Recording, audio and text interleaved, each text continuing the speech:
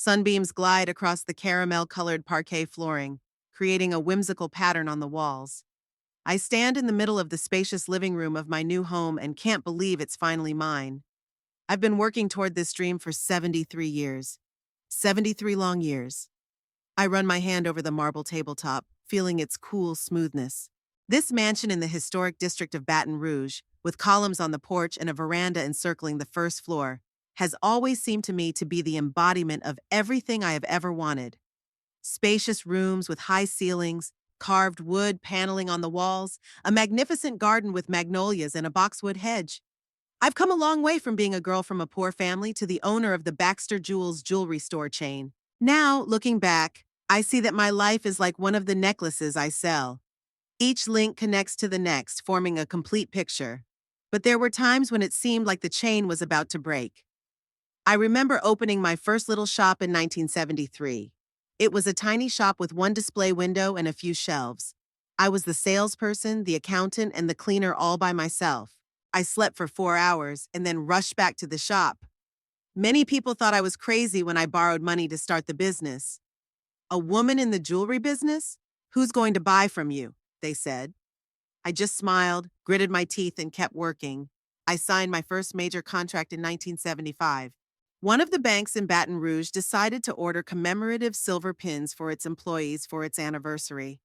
I didn't sleep for 3 days while working on the design, but I made the deadline.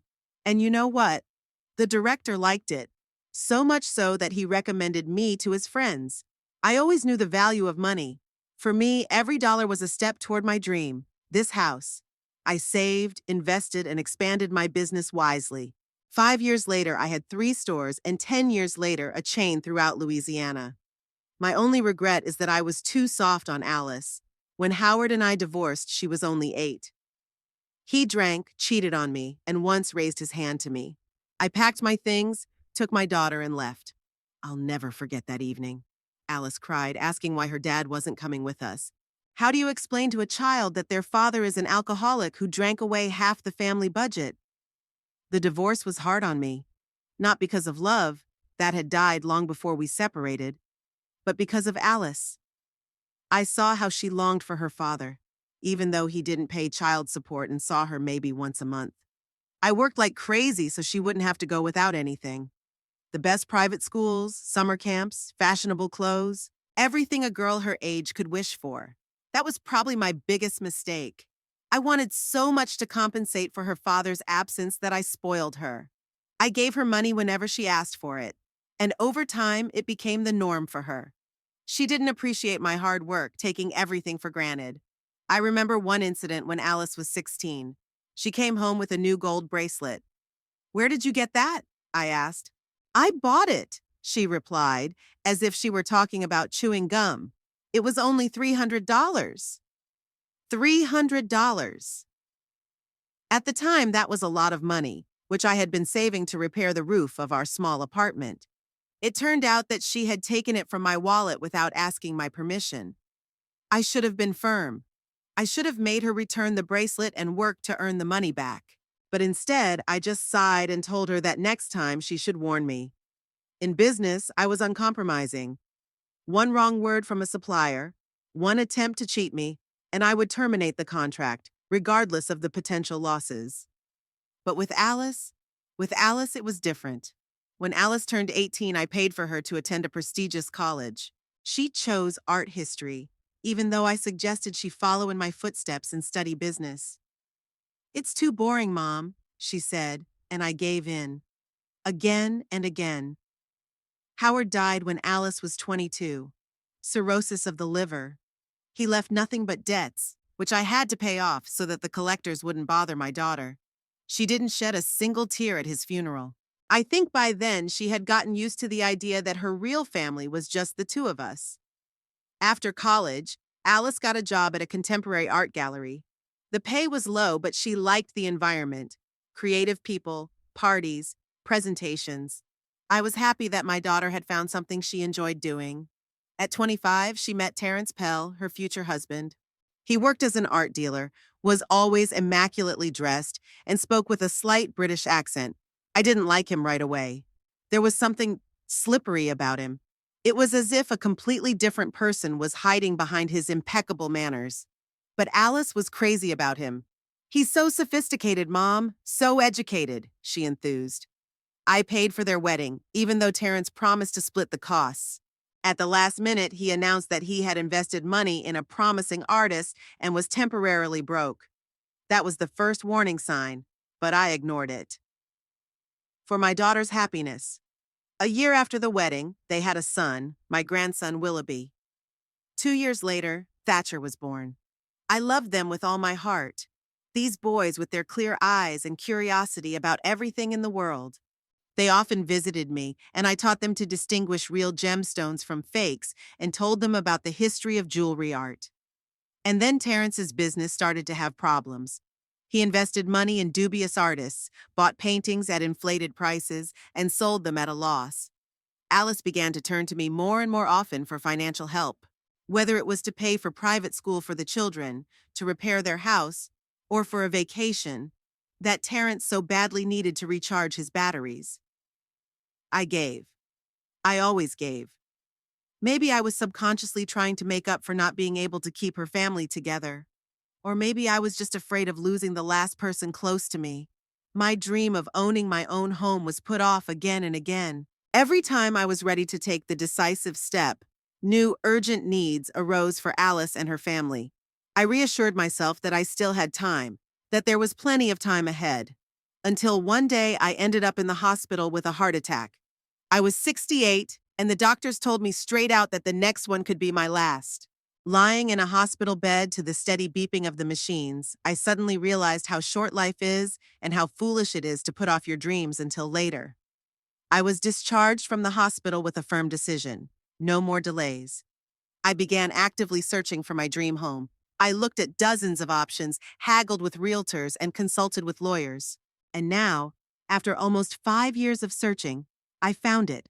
A 2-story colonial-style mansion built in the early 19th century.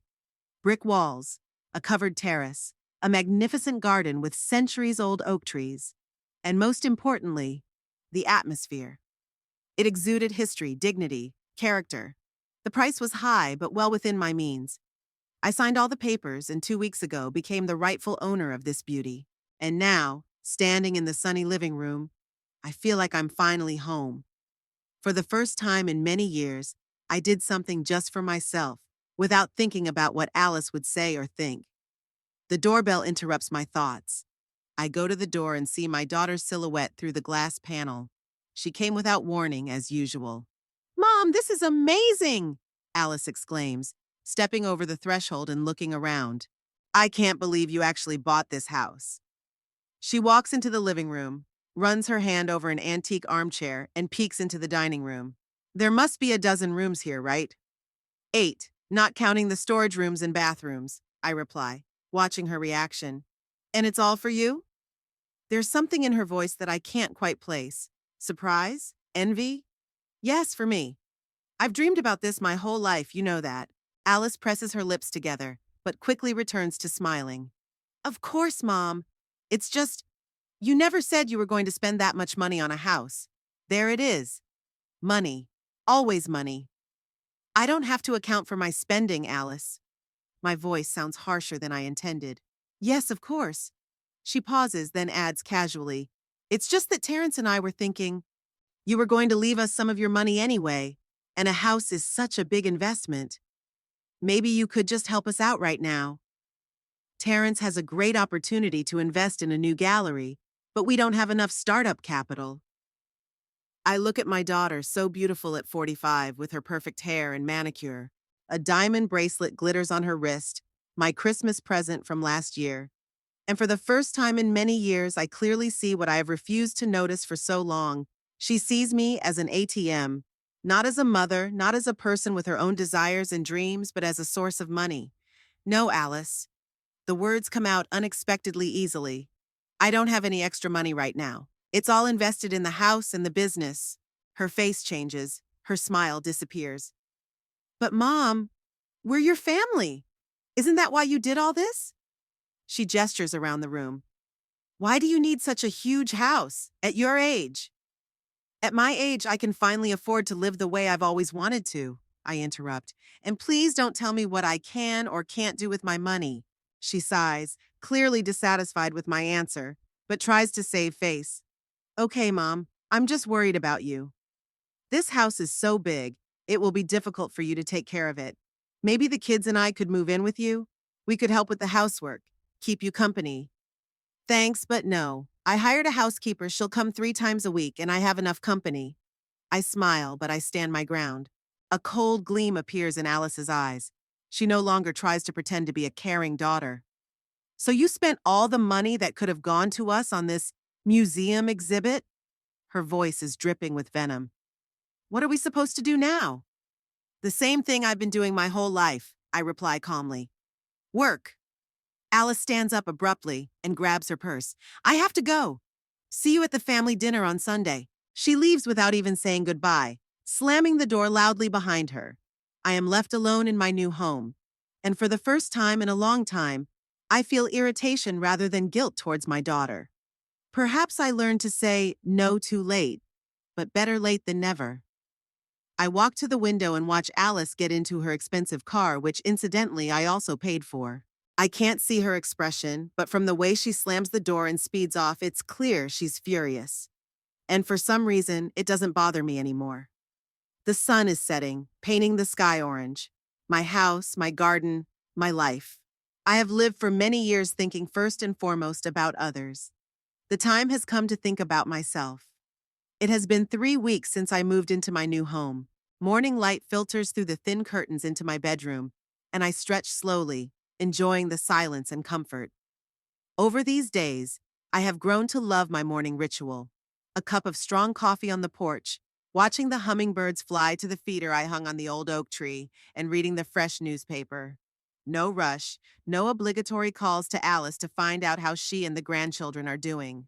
For the first time in many years, I am truly enjoying life. I go down to the kitchen, turn on the coffee maker, and start making breakfast. Suddenly, the doorbell interrupts the morning idyll. Glancing at the clock, it's only 8 in the morning. I wonder who could be coming so early. Through the stained glass in the door, I see the silhouette of Alice and someone else with her. Reluctantly, I open the door. Mom! Alice enters without invitation, followed by a tall, gray-haired man with a briefcase. Sorry for the early visit, but this was the only time Mr. Higgins was available. He's an interior designer, and I thought you might need some help with the layout. I glance at the interior designer. A National Association of Realtors pin glitters on his lapel. Good morning, Mrs. Baxter, he says, extending his hand. Reed Higgins at your service. Your daughter mentioned that you've purchased this wonderful property and are now considering some changes. I don't remember asking for that, Alice, I say, ignoring his outstretched hand. And I would appreciate it if you would give me advance notice of your visits. Alice smiles sweetly, pretending not to notice my irritation. Oh, Mom, come on. I just wanted to help. Mr. Higgins is a very busy man. His schedule is booked months in advance. I barely managed to convince him to come. Mrs. Baxter, Higgins interjects, I could just take a look at the house and give you some recommendations, free of charge, of course. Historic buildings like this require special attention. I sigh. It's easier to let them in and get them out of the way than to make a scene at the door. All right, but I don't have much time. I have a meeting in an hour. Alice's face lights up with a triumphant smile. That's great! Mr. Higgins, shall we start with the living room? I follow them, watching as the interior specialist appraises the rooms, writing something down in his notebook. He asks questions not about the style of furniture or color preferences, but about the year of construction, the condition of the foundation, and the utilities. Alice, meanwhile, acts like the lady of the house, talking about our plans for renovations. You know, my mother is getting on in years, she says to Higgins, lowering her voice, but not enough for me to hear. It's hard for her to manage such a big house. My husband and I are thinking of moving here to help her. I understand, Higgins nods. Many older people eventually realize that maintaining a large house is too burdensome. I'm not old. I'm experienced, I interject, decisively interrupting their conversation. And Alice, I'm not planning any major renovations. The house is in excellent condition. All I need is a little interior updating, which I'll take care of myself. Alice's eyes widen as if surprised by my reaction. Mom, you said yourself that you wanted to renovate the kitchen. I said I was thinking about replacing the appliances, not doing a major renovation. I turned to Higgins. Thank you for visiting, but I'm afraid my daughter has misled you. I'm not looking for an interior designer or a real estate agent. Higgins is momentarily taken aback, then smiles politely. Of course, Mrs. Baxter. Sorry for the inconvenience. If you do decide to sell or renovate your home, here's my card. After he leaves, Alice doesn't hide her irritation. Why did you do that? I'm just trying to help. I don't need that kind of help, I reply. And I don't like it when people make plans for my house behind my back. Don't be dramatic, Mom. I just think you need some support. You live alone. You work too much for your age. For my age? I raise an eyebrow. I wonder what you'll say when you're my age. Alice sighs with that special patience people show when talking to moody children or elderly parents. I'm saying this out of love, Mom. I'm worried about you. Yesterday, for example, you forgot our weekly phone call. I didn't forget, I was busy. You never used to miss our calls. And last week you called Willoughby by his brother's name. It was a slip of the tongue, I defend myself. It happens to everyone. Of course, she agrees with such condescension that I want to wince. It's just, we've all noticed some changes. Even Terrence says you've become forgetful. And then it dawns on me. This isn't just a daughter's concern, it's a deliberate strategy. Alice is methodically creating an image of a frail, senile old woman. First, small comments, then concern about my ability to live independently, and now an interior designer is assessing the value of my home. I take a deep breath, holding back my anger. Alice, I have to get ready for a meeting. Let's talk another time. What meeting? She asks immediately. A business meeting, about the new collection for the stores. Are you still doing that? Her voice sounds surprised. I thought you had handed over management to your managers. No, I reply firmly. I'm still actively running the company and have no intention of retiring. After Alice leaves, I feel uneasy. This isn't just a random visit from a specialist. It's the first step in something bigger. Knowing Alice, she won't stop. Especially if Terrence is behind it, and I'm almost certain he is. He never knew how to make money, only how to spend it. A few days later, my fears are confirmed. I return home from the office and notice an unfamiliar car in the driveway. Upon entering the house, I hear voices coming from the dining room. It's definitely worth at least $2 million, and with the right marketing, you could get even more, says a woman's voice. That's wonderful, Alice replies. Mom won't be able to live here alone for long anyway. We're thinking about a nursing home. There will be supervision, care. I freeze in the doorway, watching the scene. My daughter and an unfamiliar woman in a business suit are sitting at my dining table, spreading out some papers. What's going on? I ask, entering the room. Alice flinches and quickly gathers the documents. Mom, you're back early. This is Victoria. She's an interior design expert. Another one? I smile, but my eyes remain cold. It's strange that these experts are so interested in the value of my house. Victoria looks embarrassed. I think I'll go, she says, hurriedly gathering her things. Mrs. Pell, we'll be in touch later. When the door closes behind her, I cross my arms over my chest and wait for an explanation. Alice tries to keep a casual look on her face. I just wanted to know the market value, just in case. For insurance. For insurance, you need an appraiser, not a realtor. And you certainly don't need to discuss nursing homes. Alice turns pale, then red. You were eavesdropping. It's my house, Alice. I came in and overheard your conversation, and I don't like what I heard at all. Mom, understand, I'm just concerned about your future. At your age, you need to think about safety and comfort. And such a big house. Stop talking about my age, I interrupt sharply. I feel great, and I'm capable of making my own decisions. And from now on, I don't want you bringing anyone here without my permission. Is that clear? Alice presses her lips together but nods. Okay, Mom. I'm sorry if I hurt your feelings. I really did mean well. After that incident, Alice changes her tactics. She starts coming over with her grandchildren, knowing that I won't have unpleasant conversations in front of the children. During these visits, she persistently offers her help.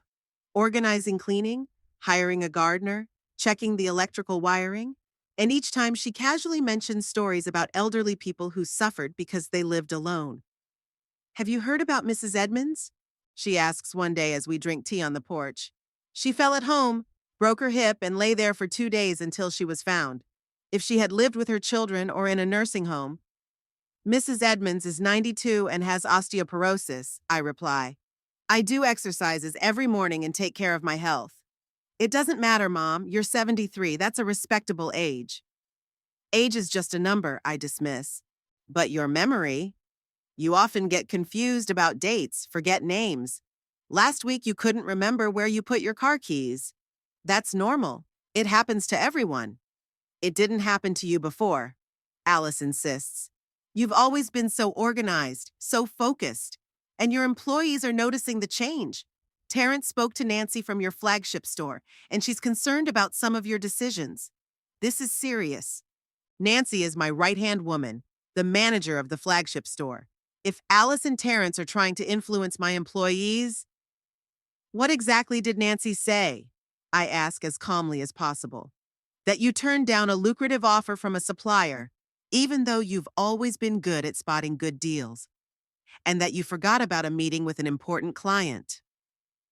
I remember both incidents very well. The supplier's offer was dubious, too low a price for supposedly genuine sapphires. And the important client turned out to be a friend of Terrence's who wanted to get jewelry on credit with vague promises. "Alice, I appreciate your concern, but my business is my business, and I have everything under control." She sighs, feigning patient understanding. "Of course, Mom. But if you need any help, you'll tell me, right?" "Of course," I reply, knowing I never will. After she leaves, I check my phone. 3 missed calls from Nancy. I call her back, and the news is not good.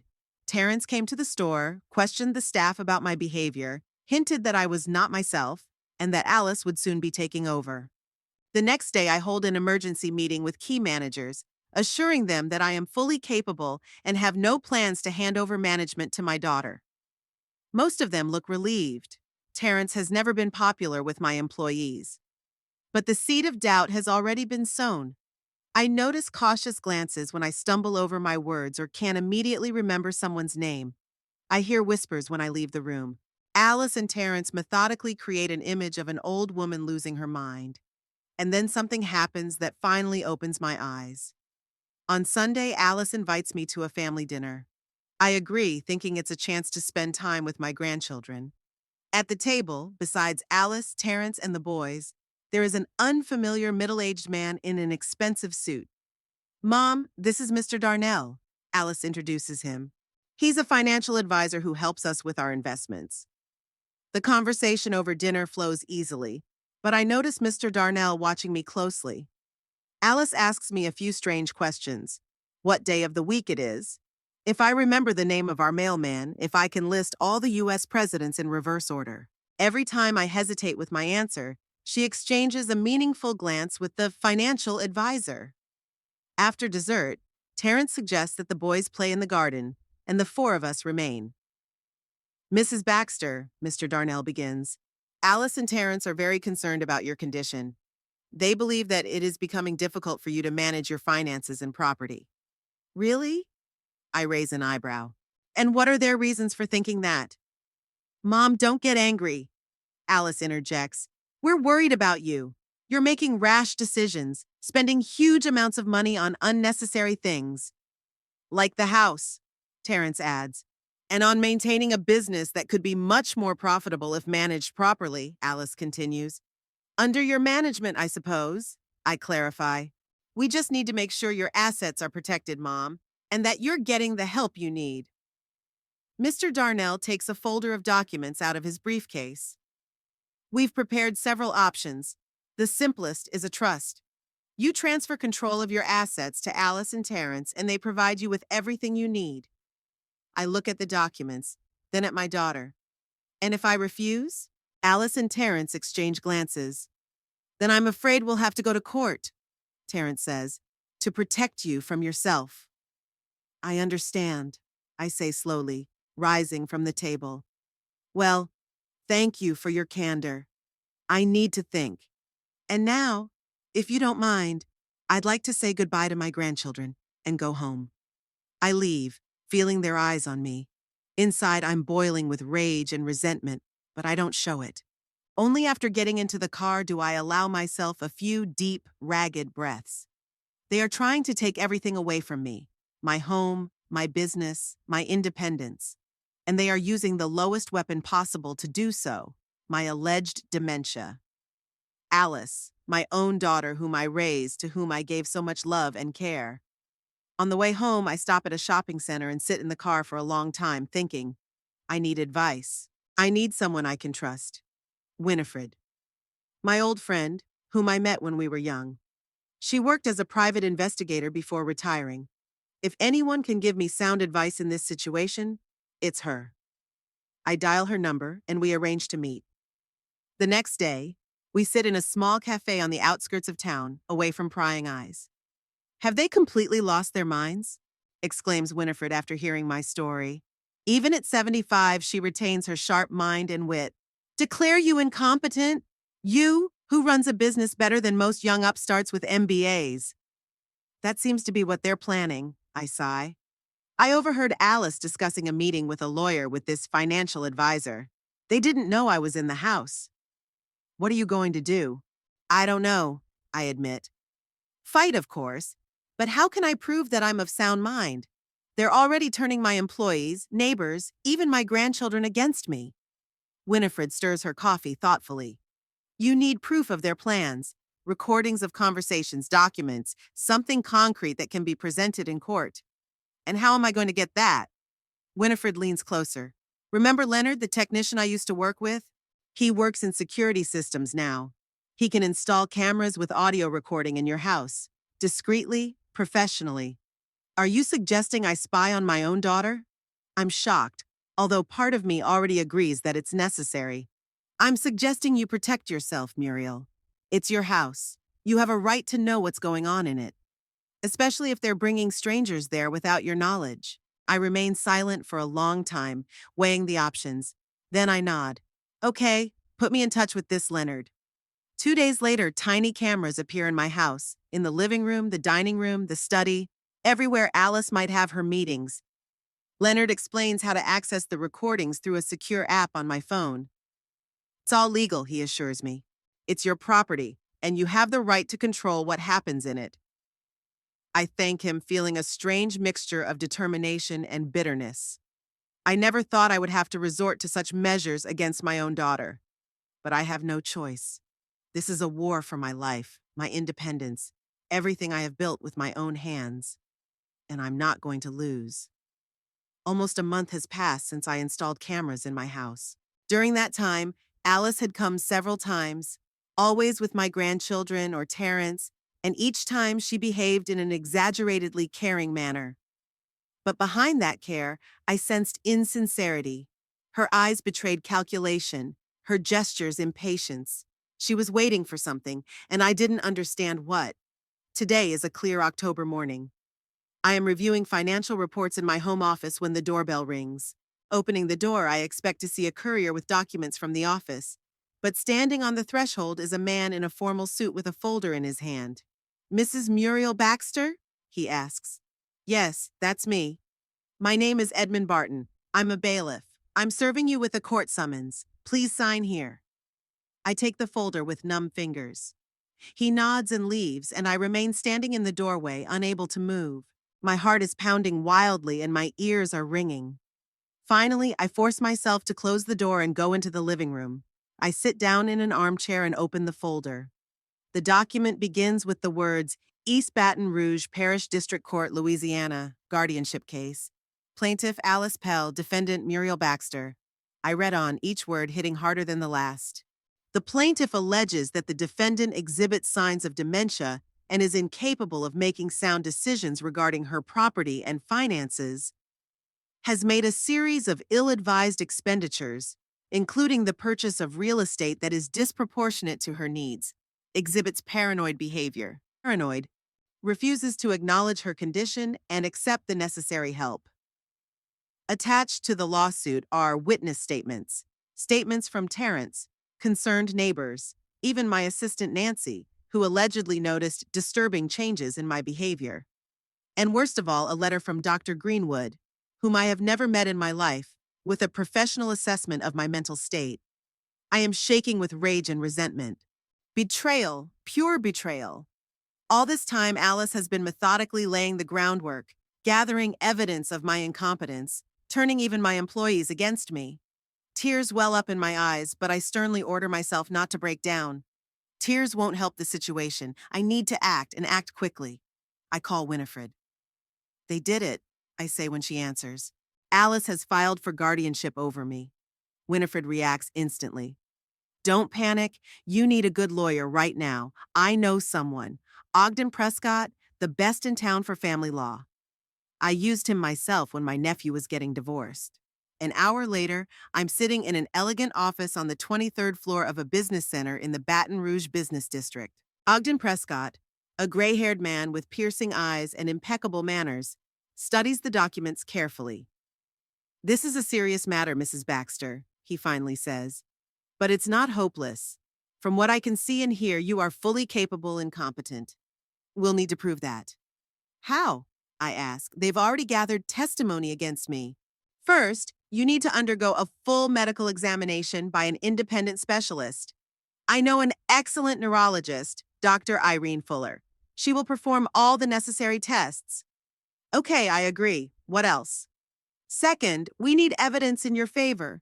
People who have known you for a long time and can confirm your competence. Business partners, friends, clients. That won't be a problem. Most of my colleagues and partners have been working with me for decades. Excellent. And third, the most important thing. We need proof that your daughter and son-in-law are acting in their own interests, not yours. I tell him about the cameras installed in the house. That could be useful, Prescott nods. But be careful. The recordings must be made legally, in compliance with all formalities. Otherwise, the court will not accept them. Leonard, who installed the equipment, said everything is legal. It's my house. I have a right to know what's going on in it. That's right. Keep gathering evidence. In the meantime, I'll prepare a response to the lawsuit. I leave Prescott's office with mixed feelings. On the one hand, I am scared. For the first time in my life, I have to defend my right to control my own life. On the other hand, my determination is growing. Alice seriously underestimated me if she thought I would give up without a fight. The next few days turn into a whirlwind of activity. I undergo a complete neurological examination with Dr. Fuller. Tests of memory, cognitive function, reasoning, decision-making ability. The results are clear. No signs of dementia or other cognitive impairment. You're in excellent shape for your age, Mrs. Baxter, says Dr. Fuller. Better than many of my patients who are 20 years younger than you.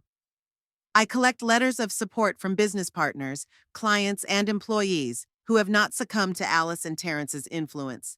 Some even express outrage at the very idea that I could be incapacitated. Winifred helps me organize everything. She spends every free hour with me, giving advice and support. They don't know who they're dealing with, she says with a smile. My friend Muriel Baxter is not one to give up without a fight. I review the surveillance camera footage. Most of the time, it shows nothing of interest.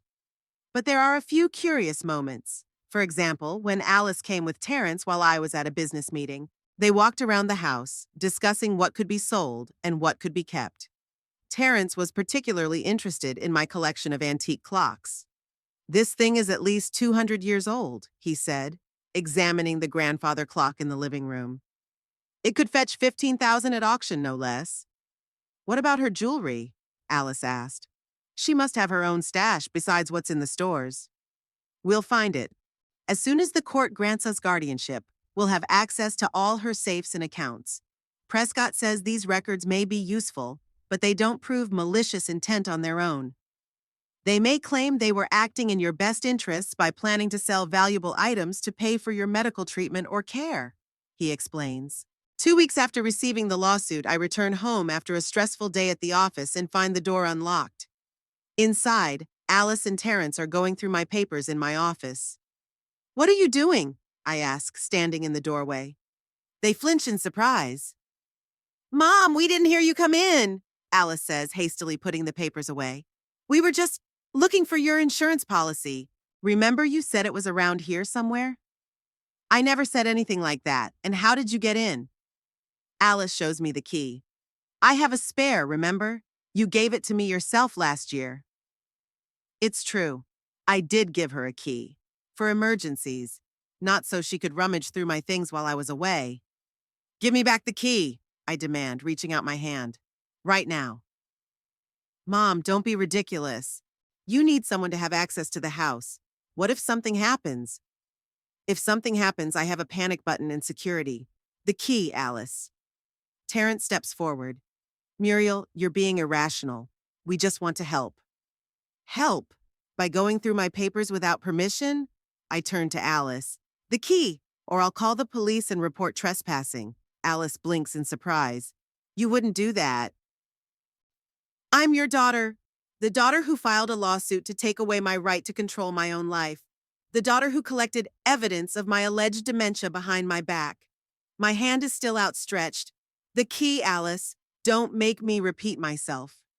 With obvious reluctance, she takes the key out of her purse and hands it to me.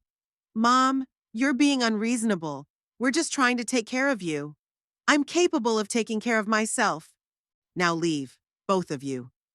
You'll regret this, Terrence hisses. When the court establishes guardianship, you'll be left with nothing. Terrence! Alice pulls him back, but it's too late. Nothing? I ask. So it's not about caring for me? It's about my money and property? You're twisting my words, Terrence mutters, avoiding my gaze. I think I understand perfectly well.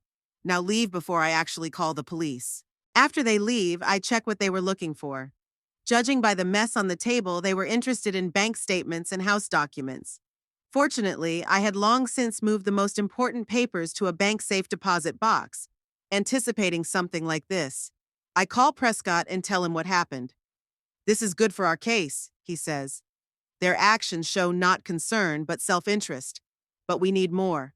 Something concrete that directly points to their intentions. I'm working on it, I promise. I spend the next few days watching hours and hours of camera footage. Most of it is useless. Ordinary family visits, conversations about the weather, school, work. But then, one evening, just as I'm about to give up, I find what I'm looking for. Alice and Terrence have come back while I was out. With them was a man I recognize. The same financial advisor, Mr. Darnell, who turns out to be a lawyer specializing in inheritance cases. Once the court establishes guardianship, you will have complete control over her assets, Darnell says, pacing around my living room. The house can be sold immediately. The business is more complicated. You may need an independent appraisal. What if she resists? Terrence asks. She's a stubborn woman, Darnell shrugs. In such cases, we usually recommend temporary hospitalization. To assess her mental state, of course. This will give you time to organize everything without her interference. Hospitalization? Alice looks uncertain. I don't think Mom is that bad. It's only for a few weeks, Darnell reassures her. It's a purely formal procedure. Trust me, it will be better for everyone. Especially for your mother. She will receive the necessary care and supervision. We need to act quickly, Terrence interjects. The bank is starting to pressure us because of the late payments on the loan. If we don't make the payment by the end of the month, they may begin foreclosure proceedings. I told you not to take out this loan, Darnell replies irritably. You should have waited for the court's decision. We had no choice, Terrence retorts. The gallery would have closed without urgent investment. Well, now you'll have to speed up the process. I'll prepare all the necessary documents, and you try to get something from your mother that can be used in court. Write down how she forgets important details, gets confused about dates, and makes rash decisions. She's become very cautious, says Alice. She hardly ever makes mistakes in front of us. Then provoke her. Create a stressful situation. People with early dementia are especially vulnerable in moments of stress. I turn off the recording, feeling the blood freeze in my veins.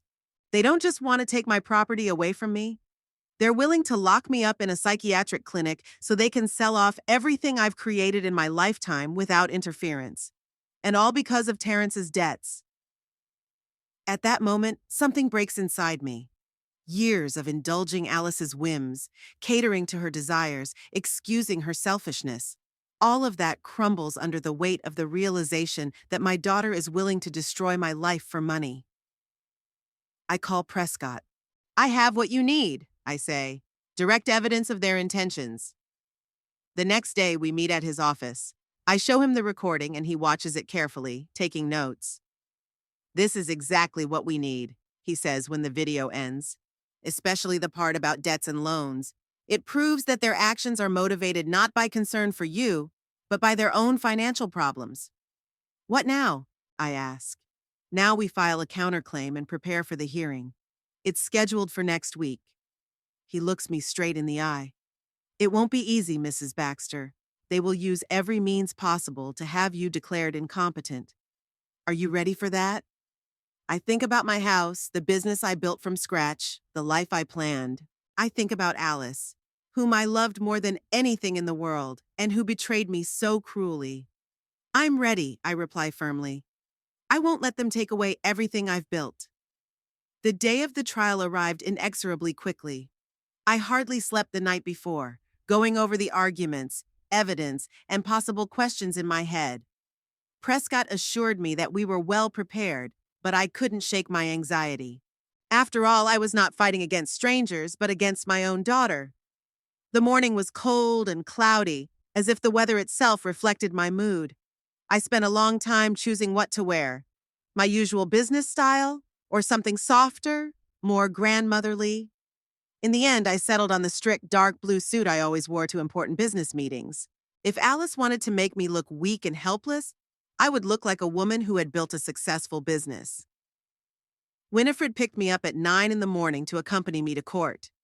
"You look stunning," she remarked, looking me over approvingly. "Not at all like a helpless old woman with dementia." "That's the idea," I replied, nervously adjusting my pearl necklace. The courthouse in Baton Rouge had always seemed majestic to me, with its columns and wide steps. Today, it looked menacing. Prescott was waiting for us at the entrance, impeccable in his dark suit. "Are you ready, Mrs. Baxter?" he asked, shaking my hand. "As ready as I can be," I replied honestly. Prescott nodded. "Remember what we discussed. Speak clearly and confidently, and don't let your emotions get the better of you. Judge Lowe values concrete facts, not dramatic performances." We climbed the stairs and entered the courtroom. Alice and Terrence were already there, sitting at the plaintiff's table with their lawyer, a young, ambitious man named Garrison Mills, known for his aggressive tactics. Alice was dressed modestly and unobtrusively with minimal makeup. She looked like a caring, exhausted daughter. She didn't even glance in my direction when I entered. Judge Silas Lowe entered the courtroom. Tall, thin, with piercing eyes behind thin glasses, he gave the impression of a man who was not easily fooled. The clerk announced the start of the hearing. Case number 628, Alice Pell v. Muriel Baxter, regarding the establishment of guardianship. Mills began with an emotional speech about how my daughter was concerned about my health and well-being. "Your Honor, my client wants nothing more than her mother's safety. In recent months, Mrs. Baxter has shown clear signs of cognitive decline. She forgets important details, makes irrational financial decisions, and exhibits paranoid behavior. Most recently, she spent an exorbitant amount of money on a huge house that she cannot possibly afford to maintain at her age." I clenched my fists under the table but remained outwardly calm. Prescott lightly touched my elbow, reminding me of our strategy, not to react emotionally. "We will present witnesses," Mills continued, "who will confirm the changes in Mrs. Baxter's behavior, her forgetfulness, confusion, inability to run the company's affairs. All my client asks is the opportunity to care for her mother, to provide her with comfort and security during these difficult years." Prescott stood up when it was his turn.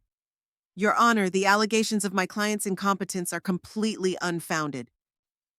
Mrs. Baxter is a successful businesswoman who has built a chain of jewelry stores from scratch and has been running them for almost 50 years. Her company generates a stable income, and all financial decisions are well-founded and reasonable. As for the purchase of the house, it was her lifelong dream, which she realized after decades of hard work. We have medical reports confirming Mrs. Baxter's full legal capacity. Furthermore, we have evidence that the lawsuit was filed not out of concern for Mrs. Baxter's well-being, but out of her daughter and son-in-law's desire to gain control of her considerable fortune to solve their own financial problems. The judge listened carefully to both sides, then nodded. Let's move on to hearing the witnesses. Mr. Mills, you may call your first witness.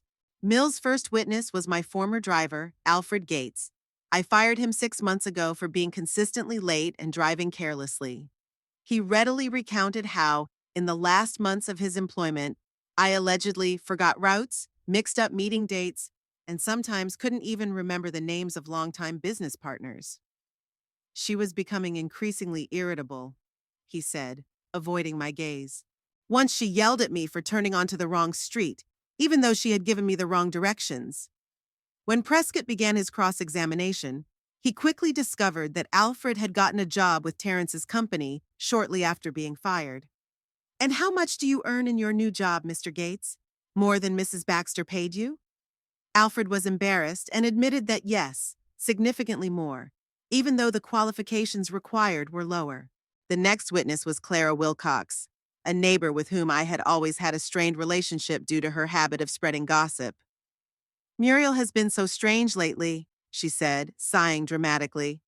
She wanders around the garden in the middle of the night talking to herself.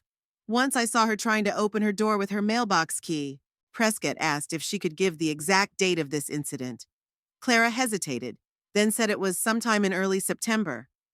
Prescott presented my passport with stamps from my trip to Europe during that time, proving that I was not in the country at all. The most unpleasant part for me was the testimony of Nancy Allred, my manager from the main store. Mrs. Baxter has always been very attentive to detail, she began hesitantly. But in recent months, she started forgetting important meetings, sometimes mixed up product prices, and once even failed to recognize a regular customer she had been working with for 10 years. It hurt to hear this from Nancy, whom I considered not just a colleague but a friend. Prescott carefully ascertained that Terrence had offered Nancy the position of director of the entire chain of stores when the situation was resolved, and that she just wanted to help Mrs. Baxter by relieving her of the burden of responsibility. Mills called several more witnesses, friends of Alice who had only seen me at family events, but nevertheless confidently described my oddities and memory lapses. One of them even claimed that I couldn't remember my own address, even though that was clearly a lie. Finally, Mills called his main witness, Dr. Gregory Greenwood, a gerontologist who had never examined me but, based on observations by family and loved ones, had concluded that I was experiencing presumed cognitive decline. Based on the symptoms described, he said with professional confidence, we can talk about the early stages of dementia, forgetfulness, irritability, unreasonable spending, paranoia. These are all typical signs. Prescott asked him a direct question. Dr. Greenwood, have you ever met Mrs. Baxter in person? No, but have you conducted any tests, brain scans, or other diagnostic procedures? No, but in my practice. So your conclusion is based solely on third-party accounts? I relied on the testimony of the family, who are usually the first to notice changes. The family that has a financial interest in having Mrs. Baxter declared incompetent, right? Dr. Greenwood looked uncomfortable. I cannot comment on the family's motives. Of course you can't, Prescott agreed. Just as you can't diagnose a patient you've never seen. After the recess, it was our turn to present witnesses. Prescott first called Dr. Irene Fuller, a neurologist who had recently examined me. I conducted a complete neurological examination of Mrs. Baxter, she told the court. A CT scan revealed no pathological changes in the brain. Cognitive function tests showed results above average for her age group. Memory, attention, logical thinking, and decision-making abilities are all in excellent condition. Mills attempted to undermine the credibility of her testimony by suggesting that Prescott could have arranged favorable results. Dr. Fuller responded with professional indignation, stating that she had never falsified medical reports and had no intention of starting. The next witnesses were my business partners, clients, and bankers, with whom I had worked for decades. They all testified to my business acumen, clear mind, and ability to manage a business.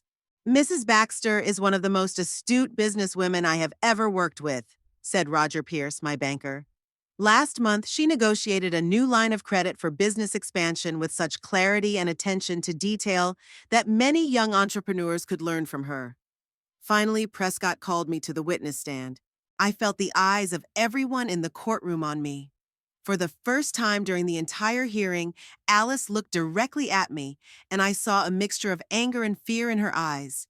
"Mrs. Baxter," Prescott began, "tell the court about your company." I told the story of Baxter Jewels from the very beginning, how I opened my first store, how I grew the business, how I overcame difficulties and crises.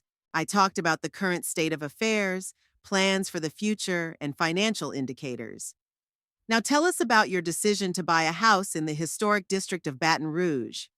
I explained that it had been my lifelong dream, which I had been working toward for decades. That the house perfectly suited my needs and means, that the purchase had been carefully planned and did not pose a financial risk. "Mrs. Baxter," Prescott continued, "do you have reason to believe that your daughter's lawsuit is not motivated by concern for your well-being?" I took a deep breath. "Yes. My daughter and her husband are in serious financial trouble. Terrence took out a large loan for his gallery, which he cannot repay. They were counting on my inheritance, but when I bought the house, they realized that a significant portion of my savings had already been spent. That's when this campaign to have me declared incompetent began." Mills jumped up. "Objection! That is speculation, unsupported by evidence." "We have evidence, Your Honor," Prescott replied calmly, "and we are prepared to present it." The judge allowed the proceedings to continue. Prescott showed video recordings made in my house. Alice and Terrence with realtors discussing how much they could get for selling the house. Their conversation with Darnell about plans to temporarily place me in a hospital so they could freely dispose of my property. Terrence's admission about debts and loans. The courtroom fell silent when the recording ended. Alice sat pale, her face frozen. Terrence stared at the floor. "We also have financial documents," Prescott continued. "Bank statements confirming that Mrs. Baxter regularly gave significant sums of money to her daughter and son-in-law for their grandchildren's education, for the development of Mr. Pell's business, for the renovation of their home. Over the past 5 years, they have received nearly $1 million from her in direct donations and interest-free loans, most of which have never been repaid." Mills tried to argue that the recordings were made illegally, but Prescott proved that installing cameras in one's own home for security purposes is not a violation of the law. When it came time for cross-examination, Mills began to aggressively attack me with questions, trying to provoke me into making a mistake or losing my temper.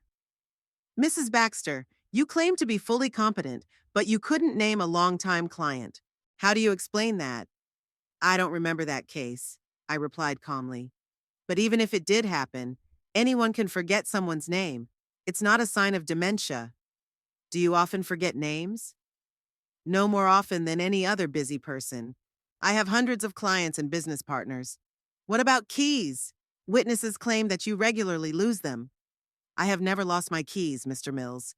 I may sometimes put them somewhere other than where I intended, but I always find them, like most people, regardless of age." "Do you think it's normal to install hidden cameras in your home to spy on your own daughter?" I held his gaze. "I installed a security system after I discovered that strangers, including real estate agents interested in the value of my property, were coming into my home without my knowledge.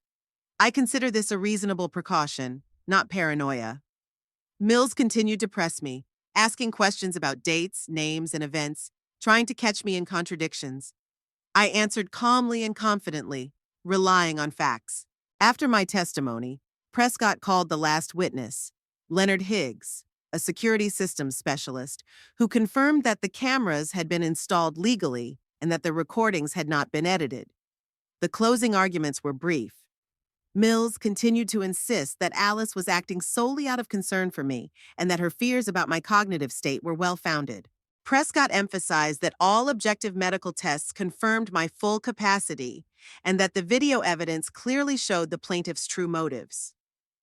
Judge Lowe announced a recess to deliberate. Prescott, Winifred, and I waited in a separate room. I felt strangely calm. It was as if the very process of appearing in court, defending myself and my life, had restored some of the strength that had helped me build my business from scratch. "You were magnificent," Winifred said, squeezing my hand. "So composed, so convincing." Alice didn't even expect such a rebuttal. "I think the outcome will be in our favor," Prescott remarked. "Judge Lowe is known for his insight. He can tell the difference between genuine concern and self-interest." An hour later, we were called back into the courtroom. Judge Lowe looked serious and focused. "I have carefully considered all the evidence presented," he began. "I have heard the testimony and expert opinions. This is a difficult case because it involves the sensitive issue of family relationships and caring for an elderly parent." He paused and looked from Alice to me. "However, the law is clear in such cases. Guardianship can only be established if a person is truly incapable of making informed decisions and caring for themselves. All the objective medical evidence presented in this case indicates that Mrs. Baxter is fully capable. Her business is thriving under her leadership. Her financial decisions, including the purchase of a home, are sound and reasonable." I felt the tension begin to ease. Furthermore, the video recordings presented by the defendant raised serious doubts about the plaintiff's motives. Discussions about selling the house, plans for hospitalization without obvious medical necessity, admissions of financial difficulties. All of this causes the court to doubt whether this lawsuit was really filed out of concern for Mrs. Baxter's well-being. Judge Lowe sat up straight. "Based on the foregoing, the court dismisses the petition for guardianship of Muriel Baxter. Mrs. Baxter retains full rights to control her own life and property." Winifred gasped quietly beside me. Prescott nodded with satisfaction. "Furthermore," the judge continued, "given the circumstances of the case, I order the plaintiffs to pay the court costs. I strongly recommend that all parties seek the services of a family counselor to resolve the personal conflicts that led to this litigation." He banged his gavel, signaling the end of the hearing. "We won," whispered Winifred. "I knew it." I turned to look at Alice. She sat motionless, her face a mask of shock and anger. Terrence was whispering something furiously in her ear. Our eyes met across the room. At that moment, I knew our relationship would never be the same. My daughter had betrayed me in the most cruel way, trying to take away not just my property, but my independence, my dignity, everything that made me who I was. As I left the courtroom arm in arm with Winifred, I felt a strange mixture of triumph and sadness. I had protected myself, my home, my life, but I had lost my daughter. After the trial, I returned to my home feeling empty and liberated at the same time. Heavy curtains hung gloomily over the windows, letting in only thin strips of light. I walked through all the rooms, touching objects as if getting to know them all over again. This house, which I had waited so long for, had witnessed the most painful betrayal of my life. Winifred called every day offering to come over, but I asked her to give me some time to be alone. I needed to collect my thoughts and decide what to do next. The only person I let in was Ogden Prescott. He arrived 3 days after the trial with a folder of documents. "Mrs. Baxter, now that the court case is closed, you should think about additional protection for your property," he said as we sat in my bright living room. "The situation with your daughter and son-in-law remains tense." I nodded, looking out at the autumn garden through the panoramic windows. "What do you suggest?" "Revising the will. In the current version, as I understand it, Alice is listed as the primary heir?" "Yes," I acknowledged. "I drew it up shortly after Willow was born when Alice was 30. The house, the business, all the assets, everything goes to her, on condition that she takes care of her grandchildren, of course." Prescott cleared his throat. "Given recent events, are you sure you want to leave everything as it is?" I had been asking myself that question since the day Alice filed the lawsuit. I had spent many sleepless nights pondering it. Part of me, the motherly part, refused to believe that Alice really wanted to hurt me. Maybe she was genuinely concerned. Maybe Terrence had pushed her into it. But another part, the businesswoman in me, knew for sure. You can't trust someone who has betrayed you once. "No, I don't want to leave things as they are," I said firmly. "I want to change the will." We spent almost 3 hours discussing the details. Prescott meticulously wrote down my wishes, asked clarifying questions, and suggested legal wording. "So Alice is completely excluded from the inheritance?" he asked at one point. I took a deep breath. Yes, Alice will get nothing. What about your grandchildren? I want to set up an educational trust for them. Thatcher is 15 now and Willoughby is 18. Let them have access to the funds when they turn 30, not before. I want them to have time to grow up, get an education, and develop their character before they receive this money. A wise decision. Prescott nodded. What about the house and the business? I wondered. It had always seemed natural to me that Baxter Jewels would go to Alice. She had grown up watching me work and knew many of the employees from childhood. But now I realized that she had never truly appreciated what I had created. To her, it was just a source of money, not a life's work. I want to leave the business to Nancy, I decided. Despite her testimony in court, she's a good manager and knows the business. I think she gave in to Terrence's pressure, on the condition that 20% of the shares go to a trust for the grandchildren. And the house. The house. I glanced around the room I had put so many dreams into. I bequeath the house to the Baton Rouge Historical Society. After I die, let them turn it into a museum or a cultural center. Something that will benefit the city. Prescott nodded. I'll have the papers ready by the end of the week. We'll need witnesses to sign. Winifred will be one of them, I said. I'll think about the second one.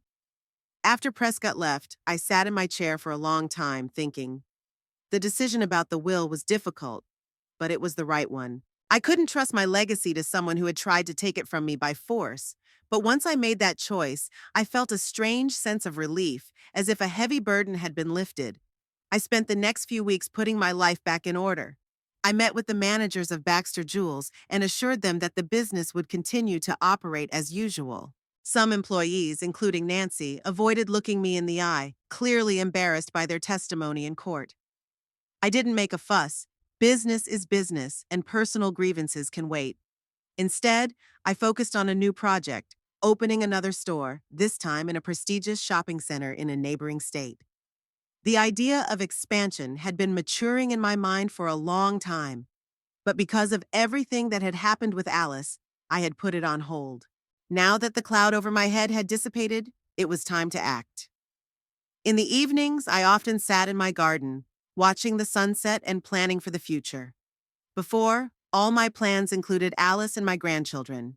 Now I had to rebuild, to think in new ways. It was both sad and liberating. I started making a list of places I had always wanted to visit. Venice, Kyoto, Buenos Aires, Cape Town. I decided that as soon as the new store was open, I would go on a trip. Why not? I had money, health, and most importantly, freedom. Winifred fully supported the idea. It's about time, she said, as we discussed my plans over lunch in my garden. You've worked for others for so many years. It's time to live for yourself. I'm not sure I know how, I admitted with a sad smile. My whole life has been about work and Alice. Then it's time to learn, she said firmly. The new will was signed a week later. Winifred and my old business partner Harold acted as witnesses. Prescott made sure that all the formalities were observed and that the document was legally sound. No loopholes for contesting, he assured me. I didn't tell Alice about my decision. There was no need. After the trial, she didn't get in touch, which didn't surprise me. Knowing her character, I was sure she was too proud to be the first to take a step toward reconciliation. Or maybe she was just waiting for the first wave of anger to subside. In early December, I received a letter from her. Not an email, but a real one, on expensive paper, delivered by courier.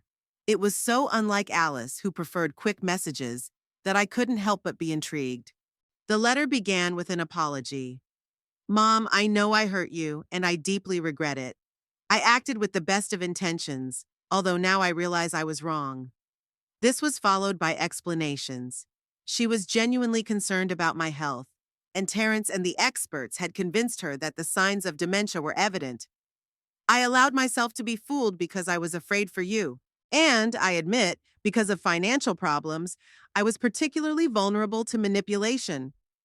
The letter ended with a request for a meeting. I miss you, Mom. The boys ask about their grandmother. Let's talk. Let's try to fix things. Please. I reread the letter several times, trying to understand if it was sincere. Part of me wanted to believe that Alice was truly remorseful, but another part, more cynical, hardened by decades in business, suspected that it was just a tactical move. I showed the letter to Winifred and asked her opinion. Hmm, she said thoughtfully after reading it to the end.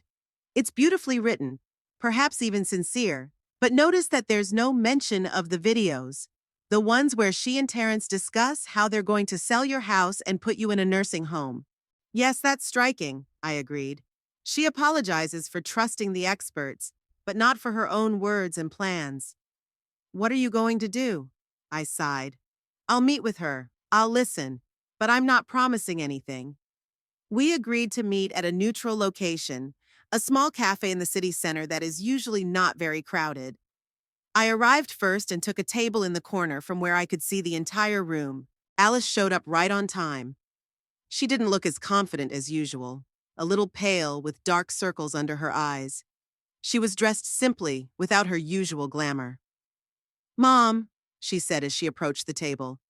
Thank you for agreeing to meet. I gestured to the chair opposite her.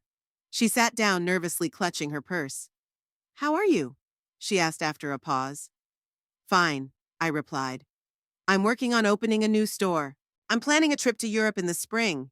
That's great. She hesitated. Listen, Mom, I'm really sorry about what happened. Things got out of hand. Out of hand? I asked calmly. Alice, you filed a formal petition to have me declared incompetent.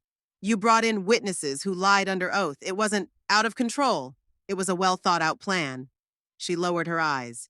It all started with genuine concern, it's true.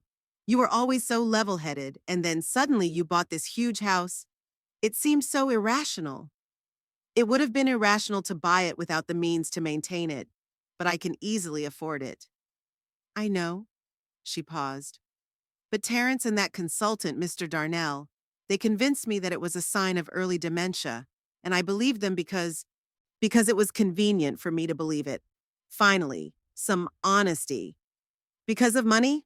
I said bluntly. She sighed. Yes, we do have serious financial problems. Terrence took out a loan to expand the gallery, but things didn't go as well as we expected. And then you bought this house, and we realized that a significant portion of the inheritance had already been spent. And you decided to take it by force while I'm still alive. It sounds awful when you put it that way. What else can you call it, Alice? She didn't answer.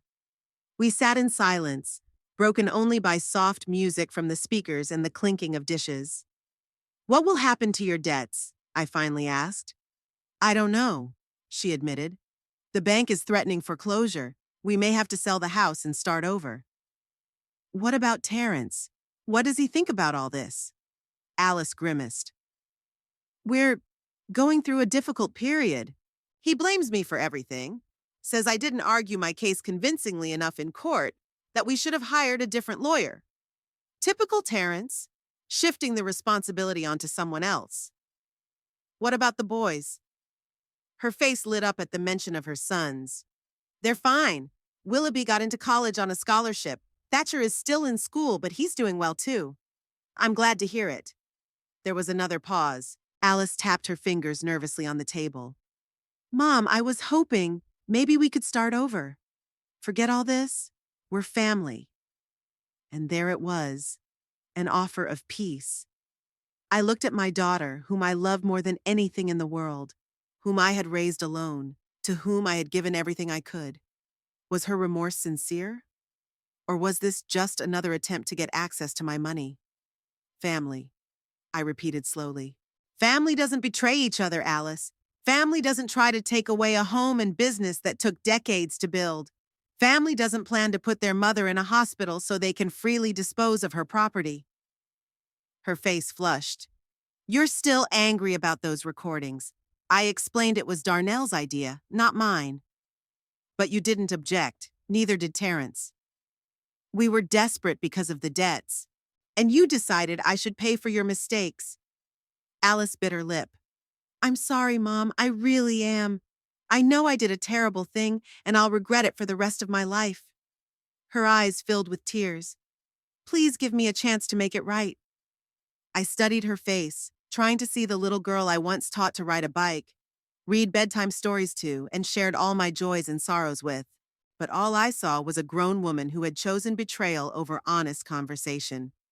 Alice, I don't hold it against you, I finally said. Really?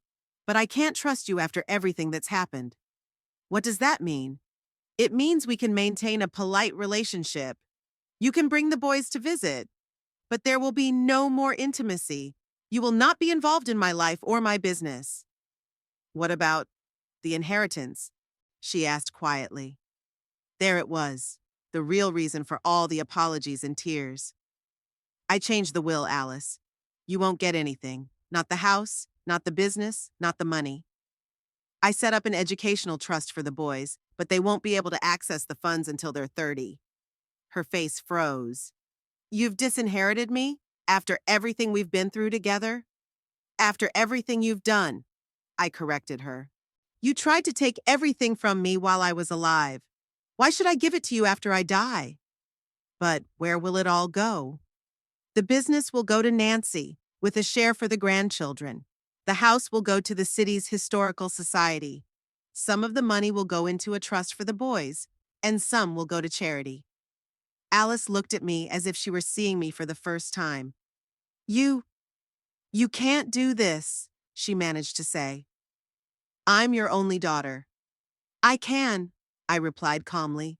And I already have. The will is signed and notarized. She jumped up, knocking over her coffee cup. You'll regret this. I'll contest the will. I'll prove you were incompetent. After the court has already declared me fully competent? Good luck, I said with a slight smile. And by the way, this conversation is being recorded, just in case. Her face contorted with rage. For a second, I thought she was going to lunge at me. But instead, she spun around and stormed out of the cafe, leaving me alone at the table with spilled coffee. I paid the bill, apologized to the waiter for the mess, and went outside. It was a clear, cold day, with that special winter sun that shines brightly but doesn't warm you. I walked through the familiar streets of Baton Rouge, the city that had become my home many years ago, and felt a strange calm. Maybe someday Alice will understand that it's not about money or a house. It's about trust, which can't be bought or restored at the snap of a finger.